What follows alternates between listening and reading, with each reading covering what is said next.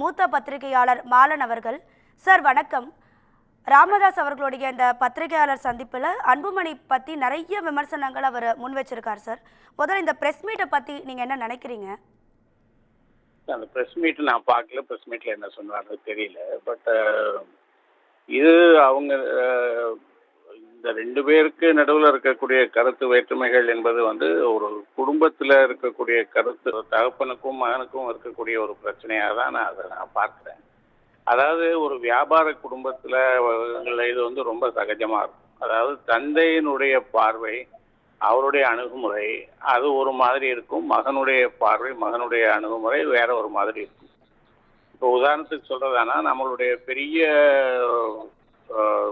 துணி கடைகள் எடுத்துக்கணும். ஒரு உதாரணத்துக்கு அதை எடுத்துக்கிட்டிங்கன்னா, அவங்க அந்த பழைய தலைமுறை சிறிய அளவில் ஒரு ஊருக்குள்ளே நடத்தினா போதும் அப்படின்னு நினைப்பாங்க. ஆனால் பின்னால் வர்ற தலைமுறை அது பல நகரங்களில் நடக்கணும், பல மாடி கட்டிடங்களில் நடக்கணும் அப்படின்னு நினைப்பாங்க. அது துணி கடைகளில் பார்க்கலாம், நகை கடைகளில் பார்க்கலாம்.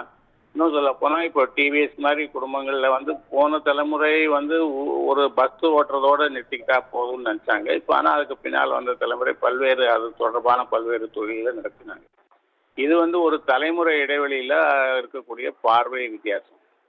அதே மாதிரியான ஒன்று தான் அங்கே நடக்குதுன்னு நினைக்கிறேன். மகன் கட்சி தன்னுடைய கட்டுப்பாட்டுக்குள் இருக்க வேண்டும் என்று நினைக்கிறாரு.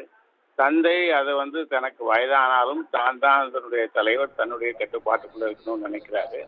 அந்த உரசல் மோதல் வெளியில வருது என்று நான் நினைக்கிறேன். அது ஒன்று. இரண்டாவது, இந்த பிரஸ் கான்ஃபரன்ஸ் இன்னைக்கு நடந்திருந்தது என்று சொன்னால் அதனுடைய நேரம், அது நடத்தப்பட்ட நேரம், அது இப்போ அன்புமணி ஒருவேளை ராஜ்யசபாக்கு அதிமுக கூட்டணியிலிருந்து ஒருவேளை அவருக்கு ஒரு சீட்டு கொடுக்குறாங்க என்று வைத்துக் கொண்டால், அந்த நேரத்தில் இதை பற்றி பேசுவது என்பது அதை பாதிக்கக்கூடியதாக இருக்குமா என்பதும் ஒரு யோசித்து பார்க்க வேண்டிய ஒரு விஷயமாக இருக்கு என்று நான் நினைக்கிறேன். சார், இப்போ இந்த தந்தை மகன் பிரச்சனை பார்த்தீங்கன்னா பாமக கட்சிக்குள்ள பிளவை ஏற்படுத்துறதுக்கு வாய்ப்பு இருக்கிறா, இல்லை இந்த வாக்கு வங்கி சதவீதம் பாதிக்கிறதுக்கான ஏதேனும் வாய்ப்பு இருக்கா சார்? இது குடும்ப கட்சியாக நடத்தப்படுற எல்லா கட்சிகளிலும் இந்த பிரச்சனைகள் வந்திருக்கிறது. இப்போ முலாயம் சிங் யாதவுக்கும் அவருடைய மகனுக்கும் ஒரு பெரிய பிரச்சனை அதனால முலாயம் சிங் யாதவ் அவரிடமிருந்த கட்சியை அவருடைய மகன் கைப்பற்றி கொண்டதை நம்ம பார்க்கிறோம். அதே மாதிரி என் டி ராமராவ் குடும்பத்தில் என் டி ராமராவுக்கும் அவருடைய மாப்பிள்ளை சந்திரபாபு நாயுடுவுக்கும் ஒரு கருத்து வேற்றுமை ஏற்பட்டு சந்திரபாபு நாயுடு கைப்பற்றி கொண்டதை நம்ம பார்க்கிறோம். தேவகவுடா குடும்பத்தில் தேவகவுடாவுக்கும் குமாரசாமிக்கும் கருத்து வேறுபாடுகள் வந்ததையும் நம்ம பார்க்கிறோம்.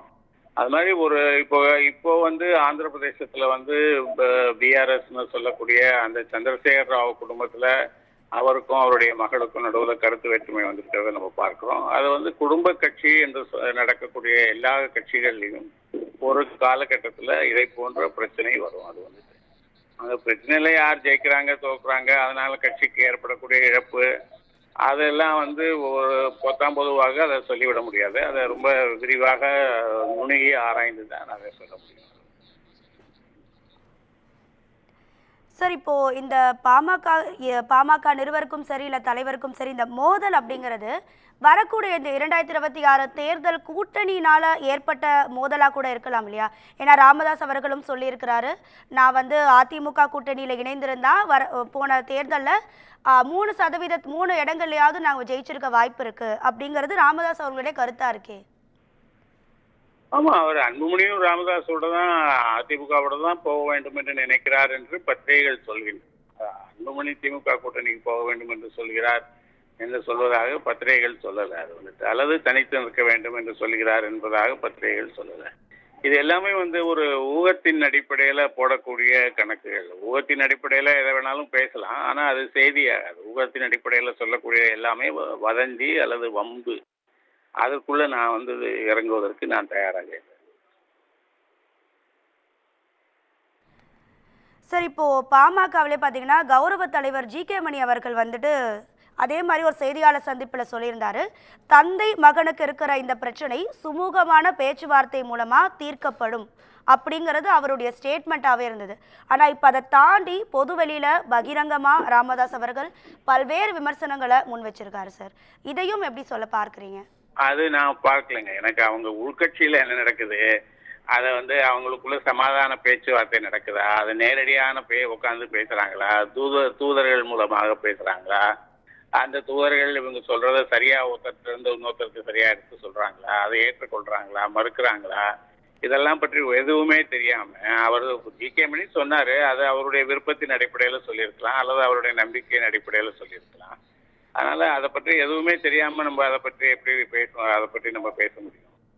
நான் அதை பற்றி பேசுவதற்கு தயாராக இல்லை. மன்னிக்க வேண்டும். நன்றி. நன்றி சார். இணைப்பில் உங்கள் கருத்துக்களை பகிர்ந்துக்கிட்டதுக்கு நன்றி.